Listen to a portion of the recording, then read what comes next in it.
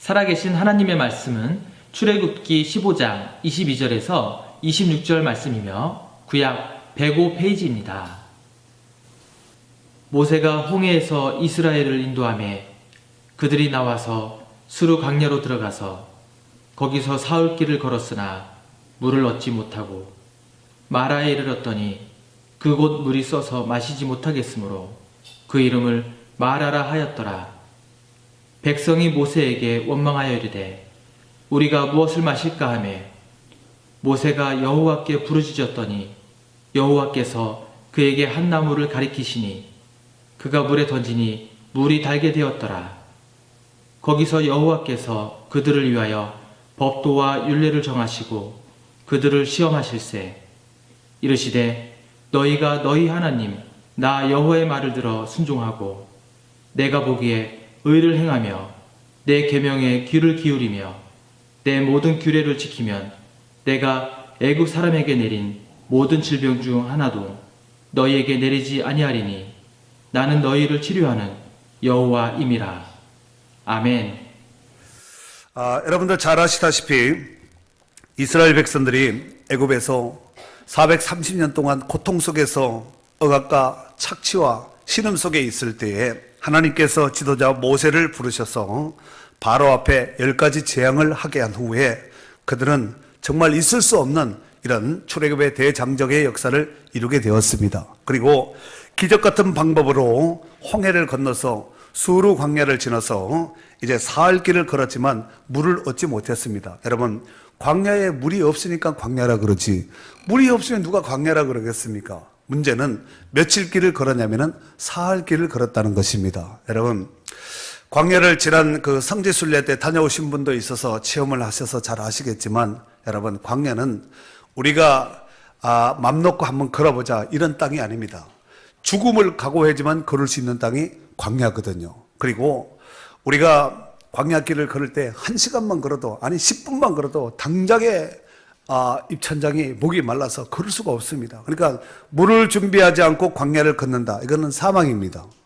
혹여나 물을 준비했다 할지라도 준비된 물이 뭐 한 가죽 부대를 뭐 한 동이를 지었다 할지라도 그 물이 얼마나 가겠습니까? 그러니까 사흘 길을 걸었음에도 불구하고 그들은 물을 얻지 못했다는 것입니다. 다행히 한 곳에 도착을 했는데 물 웅덩이를 발견하게 되었습니다. 모든 백성들이 얼마나 기뻤겠습니까? 여러분, 사흘 동안 물을 마시지 못하가 물줄기를 발견했으니까 얼마나 기뻤겠습니까? 그래서 달려가서 정말 입을 대고 원 없이 마시려고 입을 대고 마셨는데 문제는 이 물이 너무 써서 마실 수 없는 물이었습니다. 그 물을 마신 자마다 혀가 아리고 복통을 호소하며 막 쓰러지기 시작했습니다. 그래서 그곳 이름을 마라라고 불렀습니다. 마라라는 뜻은 쓰다는 뜻입니다.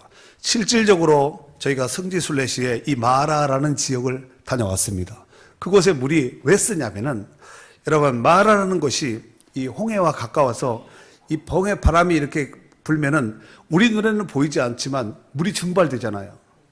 증발되는 그 소금 연기가 계속해서 이렇게 불다 보면은 그 소금기로 인해서 물이 그게 뭐 하루 이틀 1년 얘기가 아니라 수십 년, 수백 년 이렇게 바람이 불고 하지 않았겠습니까? 그래서 그쪽 지역에 물이 짜다 못해서 쓴 것입니다.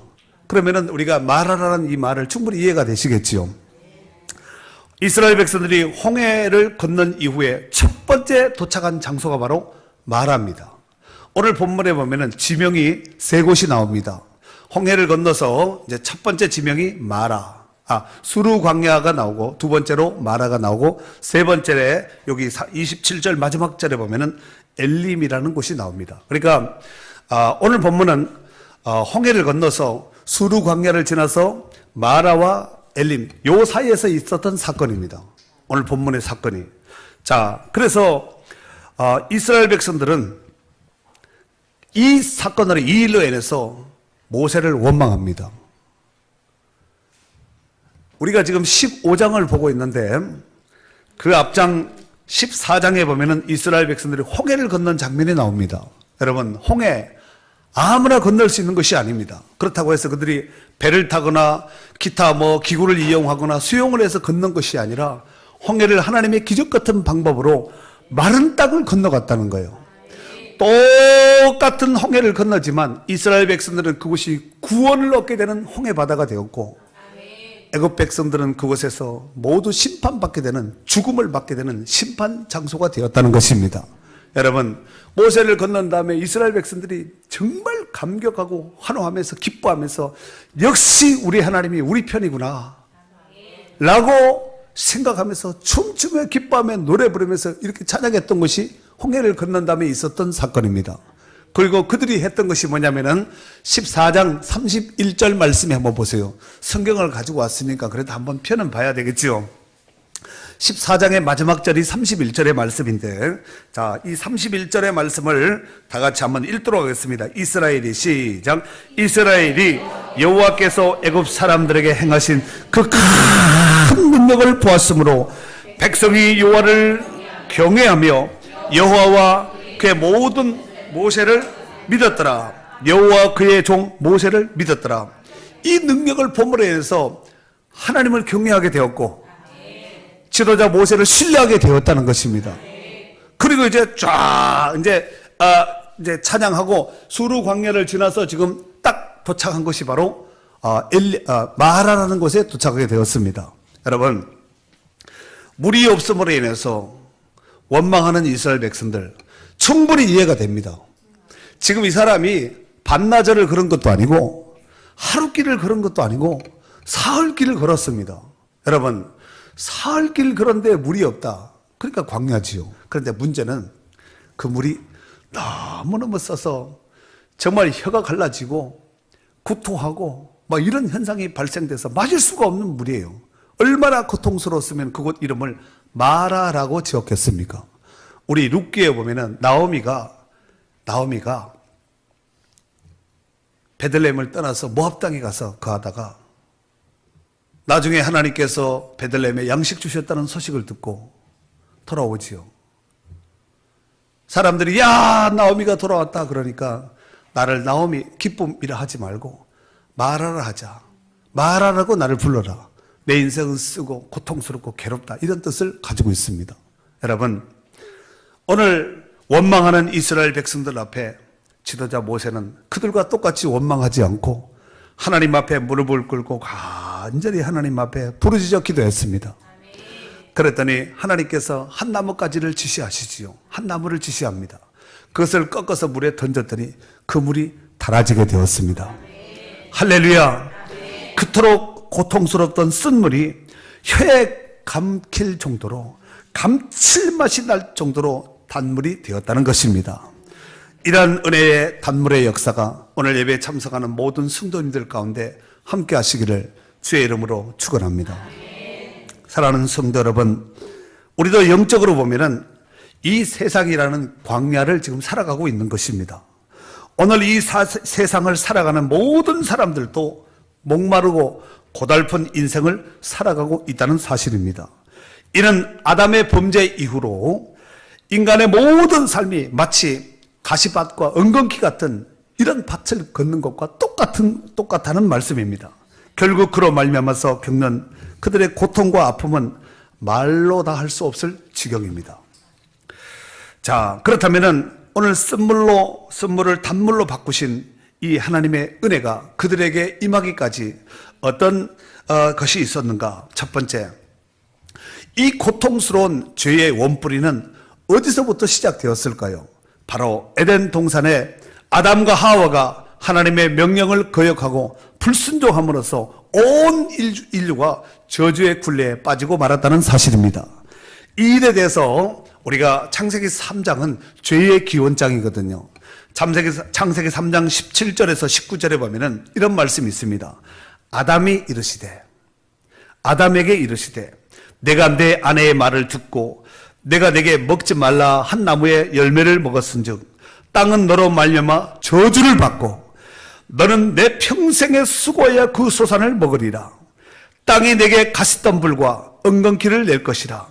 내가 먹을 것은 밭의 채소인즉 내가 흙으로 돌아갈 때까지 얼굴에 땀을 흘려야 먹을 것을 먹으리니 내가 그것에서 취함을 입었습니다. 너는 흙이니 흙으로 돌아갈 것이니라 하시니라 라고 말씀하셨습니다. 여러분, 범죄한 이후에 아담과 하와만 망가진 것이 아니라 땅도 환경도 파괴되었다는 것입니다. 그래서 이 땅에서 가시덤불과 엉겅퀴가 난다는 거예요. 로마서 5장 12절에 보면은 그러므로 한 사람으로 말미암아 죄가 세상에 들어오고 죄로 말미암아 사망이 들어왔나니 이와 같이 모든 사람이 죄를 지었으므로 사망이 모든 사람에게 이르렀느니라. 한 사람 아담이 범죄했는데 모든 인류가 죽게 되어서 사망 가운데 매게 되었다는 말씀입니다. 로마서 3장 23절에 보면은 모든 사람이 죄를 범하였음에 하나님의 영광이 이르지 못하였더니 모든 사람이 죄를 범하였다는 것입니다. 그러니까 아담은 단순하게 아담 한 사람으로 끝나는 것이 아니라 아담은 모든 인류의 온 인류의 대표이기 때문에 대표성의 원리에 의해서 아담이 범죄하면 다 범죄하는 거예요. 아담이 의를 행하면 다 의를 행하는 것입니다. 이 대표성의 원리가 이렇게 중요한 것이지요. 여러분, 남과 북의 두 정상이 두 사람이 만나서 물론 참모들도 있었지만 마지막 결정된 것은 지도자가 해야 되는 것이 아니겠습니까? 남과 북의 대표가 만나서 합의문을 작성하고 발표했다는 것은 우리 남과 북이 다 한 것과 똑같은 얘기예요. 이게 바로 대표성의 원리라는 것입니다. 이때부터 인생은 억압과 착취와 질병과 사고와 신음과 탄식과 고통 속에서 살 수밖에 없는 존재가 되었다는 사실입니다. 그래서 이 문제를 해결하기 위해서 사람들이 만든 것이 뭐냐면은 종교입니다. 인간들의 힘으로, 즉 자력으로 구원하기 위해서 수고하고 노력하고 애써보지만 그것은 오히려 고통만 더욱 가중하게 하는 블랙홀이 되어서 우리의 인생을 더욱더 고통 속으로, 신음 속으로, 탄식 속으로 몰아갈 수밖에 없었다는 사실입니다. 그로 말미암아 인생은 답이 나오지 않는 불안한 삶을 살 수밖에 없었습니다. 그래서 욥기에 보면은 욥이 이런 고백을 하지요. 나에게는 평온도 없고 안일도 없고 휴식도 없고 다만 불안만 있는구나 라고 욥기 3장 26절에 그렇게 고백을 했습니다. 사랑하는 성도 여러분, 우리 이 땅의 삶은 마치 조금 전에도 비유했다시피 광야 이스라엘의 인생들의 삶과 그들의 삶과 너무나도 비슷하고 흡사합니다. 그러니까 출애굽을 했다고 모든 것이 끝난 것이 아니라 우리가 예수 믿고 영적인 가나안 땅인 천국에 온전히 입성하는 그날까지 거룩한 백성들의 삶이 본격적으로 이제 예수 믿음과 동시에 시작되는 거예요. 광야 인생은 출애굽하면서부터 그때서부터 시작입니다. 우리가 예수 믿고 하나님 나라에 온전히 입성하기까지 그때서부터 이제 본격적인 영적인 광야의 훈련이 시작되었다고 볼 수가 있습니다. 그들이 걸었던 그 광야는 길만 없을 뿐만 아니라 먹을 것도 없고 마실 물도 없고 오히려 불뱀과 전갈과 같은 위험이 도사리고 있는 정말 사람이 살 수 없는 위험한 곳이었습니다. 이런 광야에서 살 수 있는 유일한 길은 오직 사람의 손에서 만들어진 종교가 아니라 스스로 자존하시고 영원토록 자존하시는 그 하나님을 의지해야지만 살 수 있습니다. 여러분, 우리가 생각할 때 광야에 가면은 뭐 이렇게 있다가 저 끝에 산도 있지 않겠나. 산이 보이면은 그것은 광야의 일부를 본 거예요. 광야 한복판에 섰을 때 산 끝 먼 곳에 정말 눈으로 사람의 시각으로 볼 수 있는 그 시각이 닿는 그곳에 산이 있다면 그건 광야가 아니라니까요. 그 사방이 끝이 다 사막인 거. 그런 데가 사막이거든요. 가도 몇 시간 차를 타도 사막밖에 없습니다. 모래밖에 없습니다. 그러니까 모래와 하늘밖에 없습니다. 이게 사막이거든요. 여러분, 그 길을 이스라엘 백성들이 몇 년 동안 걸었다고요? 40년 동안 걸었습니다. 만약에 우리에게 40년이 아니라 하루? 오늘 오전 예배 이후에 밤 12시까지 광야 체험을 하겠습니다. 순간 위치에 뿅 해가지고 광야에 갖다 집어넣으면은 아마 비행기 타면서부터 아마 원망불평할 거예요. 왜 내 자리는 창이 안 보여요? 이 자리가 좁아요. 왜 서비스가 이래요? 비행기가 작아요? 커요? 물은 안 주나요? 식사는 안 주나요? 광야 가기 전에 원망불평하지 비행기 폭파될 거야 아마. 여러분, 우리 인생은 어려움이 없는 사람이 하나도 없어요. 고통이 없는 사람은 하나도 없습니다. 힘들지 않은 사람이 하나도 없어요. 저도 힘들고 여러분 다 힘들잖아요. 그러나 참고 인내하면서 살아갈 뿐이지.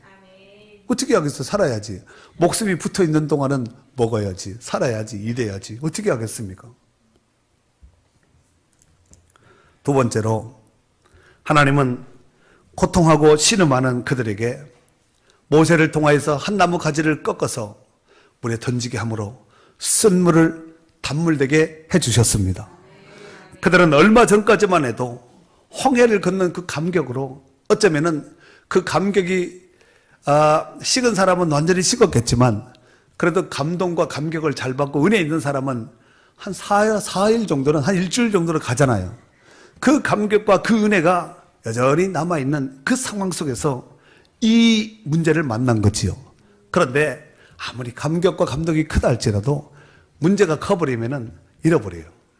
금방 있습니다. 나는 아니지요. 이러지 않기를 바랍니다. 지도자 모세는 원망하고 불평하는 그들을 향하여서 하나님 앞에 부르짖어 기도했습니다. 그랬더니 하나님께서 특별 저방전을 내려주셨습니다. 그 말씀이 바로 25절의 말씀인데 우리 다 같이 읽도록 하겠습니다. 모세가 시작. 모세가 여호와께 부르짖었더니 여호와께서 그에게 한 나무를 가리키시니 그가 물에 던지니 물이 달게 되었더라. 아멘. 모세가 여호와께 부르짖었더니 여호와께서 그에게 한 나무를 가르치시니 그가 물에 던지니 물이 달게 되었더라. 물이 어떻게 됐다고요? 이 물은 어떤 물이었지요? 쓴물입니다. 쓴물.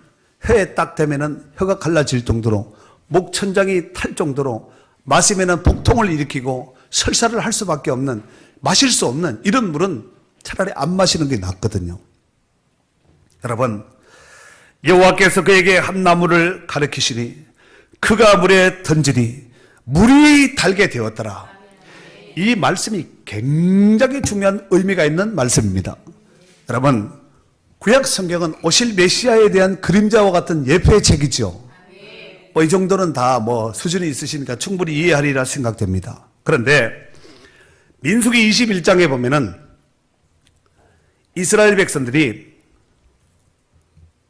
호르마에서 길로 인해서 길이 불편한 거예요. 돌아가야 되니까. 여러분, 광야길은 직진으로 가도 지름길로 가도 힘들거든요. 그런데 빙 돌려버리면은 열받지 않겠습니까? 지도자 모세가 멍청하다. 왜 우리를 이렇게 가도 되는데 이렇게 돌릴까? 이것을 해서 원망불평합니다. 그랬더니 하나님께서 불뱀을 막 보내어서 슉슉슉 해가지고 막 사람들을 막 물어 죽게 한 거예요. 그러니까 불뱀에 몰리면 다 죽는 거야. 치사율 100%. 그래서 모세가 하나님 앞에 엎드립니다. 하나님, 이 백성을 불쌍히 여겨달라고 기도하지요. 그랬더니 하나님께서 모세에게 처방전을 또 내려주셨습니다. 짱대다 노뱀을 달아라. 그리고 누구든지 그 뱀을 쳐다보면 산다. 라고 백성들에게 말을 하라는 거예요.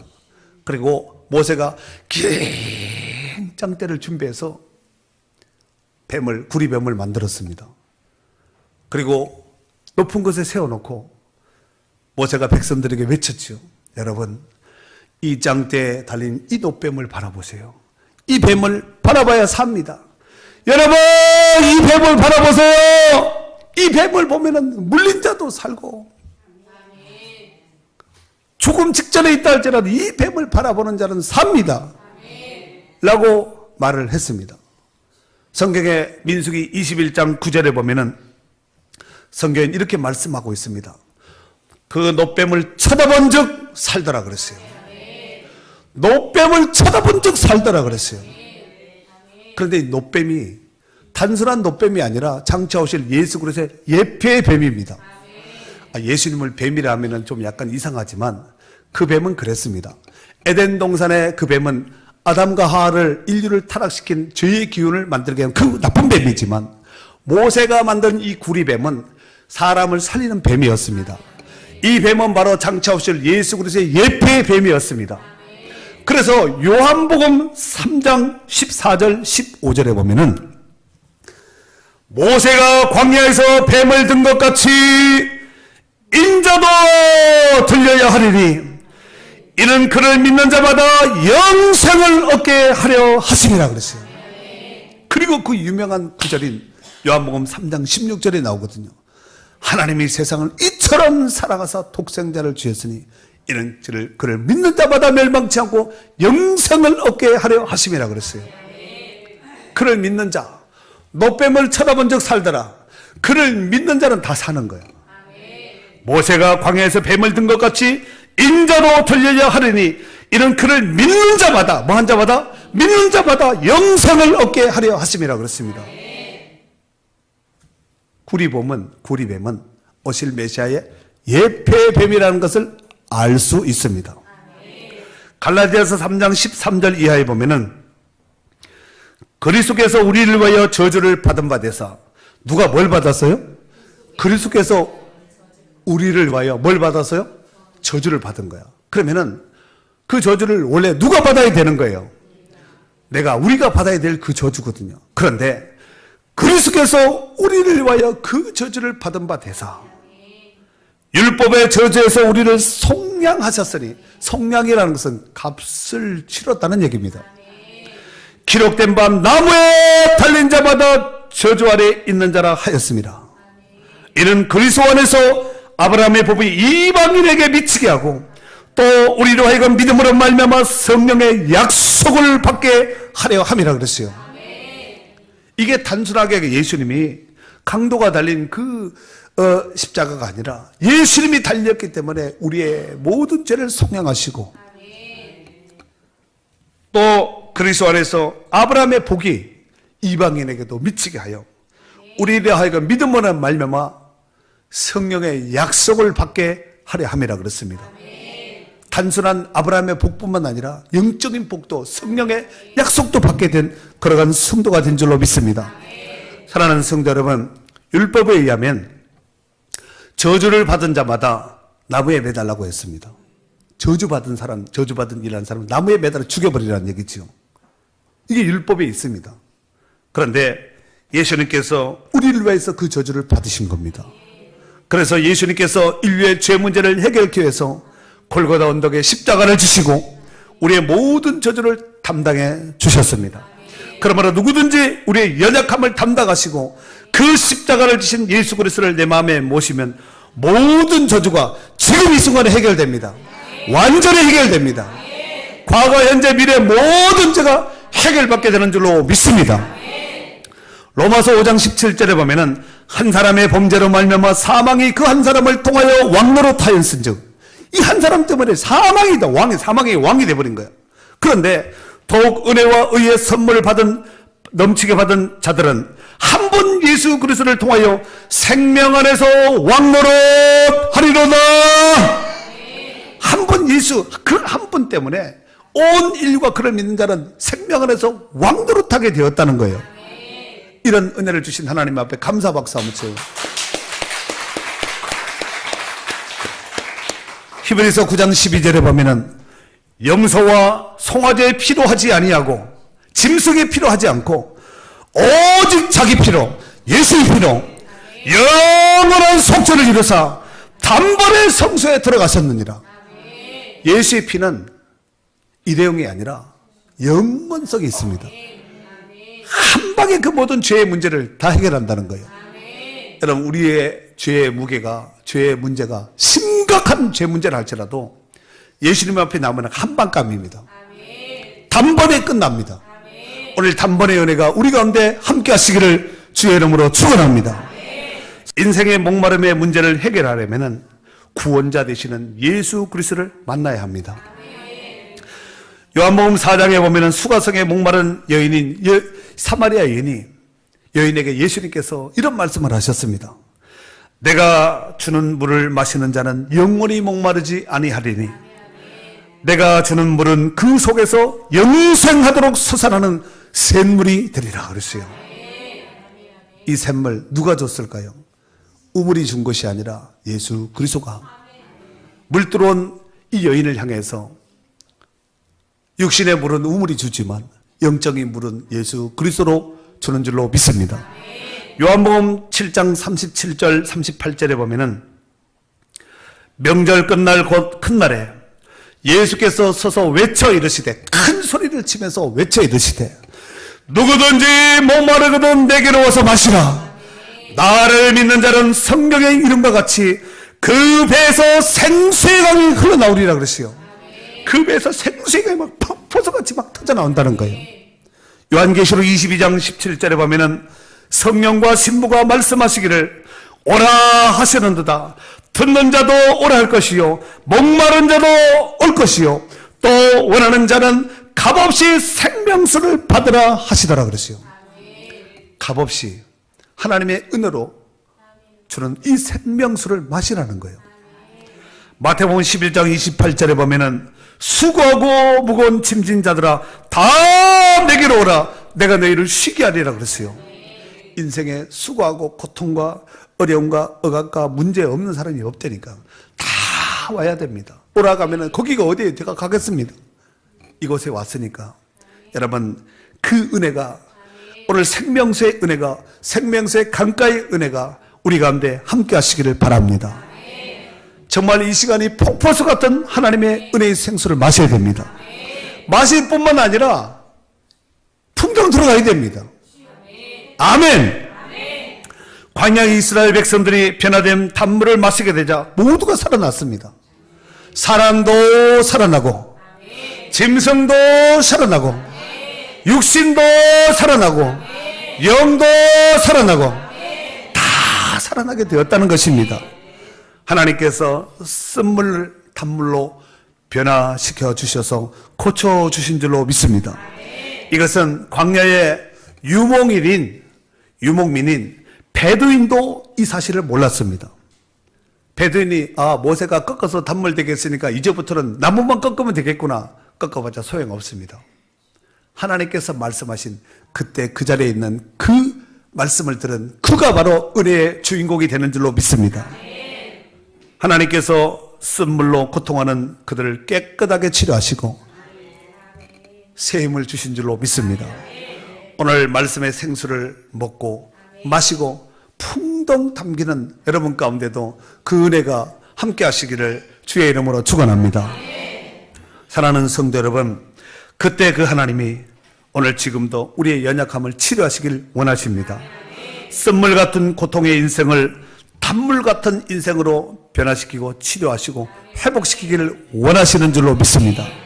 이 시간에 임한 그 단물의 은혜를 저버리지 마시고 마음을 활짝 여셔서 주님 내가 그 단물을 그 은혜의 생수를 마시기를 원합니다 하고 마음껏 받아들이고 마음으로 받아들이시면 됩니다. 그렇다면 여러분이 치료받고 여러분이 회복받고 고침받고 해결받기를 원하시는 그 문제는 무엇입니까? 이 시간에 의사 중에 대의사이신 예수 그리스도 앞에 고백하고 나오시면 됩니다. 여러분 병원에 가면은 이제 진료를 하지요. 상의 걷어서 이렇게 가슴 드세요 하면 들어요 안 들어요? 뒤로 돌아서 등 돌리세요 등 걷으세요 하면 걷어요 안 걷어요? 배대에 누우세요 하면 누워요 안 누워요? 주사 놓겠습니다 하면 팔 걷어요 안 걷어요? 팔만 걷습니까? 궁뎅이도 걷어야죠. 수술합니다 하면은 다 벗으세요 하면 벗어요 안 벗어요? 마취합니다 하면은 마취하면 나 어떻게 될지 못 깨어날 수도 있는데 하면 안 돼요. 이래요 안 그래요? 그러지 않고 하세요. 그리고 잠깐 죽는 거죠. 그리고 의사는 마음껏 막 칼로 잘라버리고 묶어버리고 태워버리고 그냥 막 마음대로 해버립니다. 의사 마음이 의사 마음. 우리의 영혼을 치료하시고 회복하시는 의사 중에 대의사이신 하나님 앞에 우리 몸을 환부를 환처를 내 보여야 됩니다. 보여야지 사는 길이에요. 안 돼요 이러면 안 되죠. 안 되면 안 되고 되면 됩니다. 마가복음 2장 17절에 보면은 예수님께서 이런 말씀을 하시지요. 건강한 자에게는 의사가 쓸데없고 병든 자에게라야 쓸데있느니라. 나는 의인을 부르러 온 것이 아니요 죄인을 부르러 왔노라 그랬어요. 시편 147편 3절에 보면은 상심한 자를 고치시며 그들의 상처를 싸매시는도다. 고치시고 싸매시는, 치료하시고 회복하신 은혜가 우리 가운데 있기를 바랍니다. 그래서 그런 사람은 어떻게 해야 되겠어요? 예수님, 나는 어디가 아파요? 이곳이 아파요. 고통스러워요. 괴로워요. 심각해요. 이거 하나님 앞에 고백하는 건 창피한 게 아니에요. 그걸 고백하지 못하는 사람은 바보입니다. 그때 고백을 해야 되는 거죠. 네가 어디를 치료받기를 원하는데, 뭘 고침받기를 원하는데, 어떤 문제인데, 이렇게 할 때 그때 얘기해야 되는 거예요. 그래야면은 치료하시는 여호와 라파의 하나님께서 고쳐주시고 회복하시고 깨끗게 하여 주실 줄로 믿습니다. 이 은혜가 오늘도 우리 가운데 충만하시기를 주의 이름으로 축원합니다. 조금 전에 못 먹었지만 이제 이후는 가지가 던져진 이후에는 그 물을 마셔야지만 사는 거예요. 200만 명 되는 그 이스라엘 백성들이 다 마신 거예요. 사람만 마신 것이 아니라 짐승도 마셨습니다. 아멘. 그런데 여기서 아주 또 중요한 것이 있습니다. 그들을 치료하기 전에 하나님께서 아주 중요한 아주 이 계명을 주신 것이 있는데 그것이 26절에 있습니다. 다 같이 읽도록 크게 읽습니다. 시작. 순종하고 의를 행하며 길을 기울이며 내 모든 규례를 지키면 내가 애굽 사람에게 내린 모든 질병 중 하나도 너에게 내리지 아니하리니 나는 너희를 치료하는 여호와임이라. 아멘. 여러분, 앞에 건 다 빼버리고 뒤에 나는 너희를 치료한 여호와, 이것만 써먹으면 안 돼요. 앞에 뭐라고 말씀을 한 다음에 하나님이 어떻게 한다고 이걸 봐야 되는데 하나님 다 치료해줘. 이러시면 안 됩니다. 이스라엘 백성들에게 먼저 선행해야 될 것, 요구하신 것이 무엇인지를 잘 봐야 돼요. 그렇다면 우리의 자세는 어떻습니까? 과연 이 치료받기 합당한 모습인가? 이런 하나님의 축복의 복을 받기에 합당한 모습인가를 잘 봐야 되겠지요. 그렇게 율례와 규례와 법도를 지키며 행하는 자에게는 애굽에서 내린 모든 재앙, 모든 질병을 하나도 내리지 않겠다는 거예요. 여러분, 애굽에서 내린 그 재앙 우리가 안 봐서 그렇지 심각한 상태라고 생각하시면 됩니다. 2차 세계대전의 마지막 종지부를 끊을 때 히로시마와 나가사키에 그 원자폭탄을 떨궜잖아요. 일본 천황이 무조건 항복했습니다. 여러분, 하나님이 내리시는 재앙과 징계는 원폭 정도로 생각하시면 안 됩니다. 이것은 온 인류, 온 지구상, 온 우주가 심판을 받거든요. 그런데 이렇게 하나님의 명령을 지키는 자에게는 하나도 내리지 않겠다는 거예요. 오히려 내리지 않을 뿐만 아니라 복을 주시고 치료하시고 회복하시고 고쳐주겠다고 말씀하고 있습니다. 이 은혜가 우리 가운데 함께 하시기를 바랍니다. 반대로 불순종하고 거역하면 애굽에서 내린 모든 재앙을 그에게 붓겠다는 얘기지요. 맞습니까? 그러니까 각오하셔야 됩니다. 그렇다면 이 말씀을 들은 우리는 어떻게 해야 되겠습니까? 이것은 우리의 선택입니다. 우리가 결단하고 선택을 해야 돼. 선택을 해서 결정을 해서 실행을 해야 될 부분이 있거든요. 특별히 오늘 이 자리가 거룩한 결단으로 하나님의 의를 이름으로써 쓴물 같은 인생이, 괴로운 인생이, 고통의 인생이 변화되어서 단물 같은 인생, 복받은 인생, 치료받은 인생, 잘되는 인생으로 변화될 수 있기를 바랍니다. 광야 인생은 다 원망불평해요. 원망불평해서 죽은 인간들은 다 거기에 있어요. 그런데 우리가 영적으로 보면 지금 광야에 살거든요. 원망불평하면 꼭 그와 같이 된다는 거예요. 그 모델이 그림자거든요. 그래서 원망하기 쉽죠. 불평하기 쉽습니다. 하지만 이것을 참고 인내하면은 또 약속을 하나님의 말씀을 율례와 법도와 규례를 지켜 행하면은 하나님께서 길을 인도하시고 돌아가지 않고 지름길로 가게 하시고 저주가 아니라 축복이고 고통이 아니라 치료하시는 우리 하나님이신 줄로 믿습니다. 이와 같이 치료되고 회복되고 복을 받고 또 다시 한번 하나님의 변화되는 이 축복의 역사가, 이 단물의 역사가 우리 가운데도 두루 편만하게 풍성하게 있기를 주의 이름으로 축원합니다.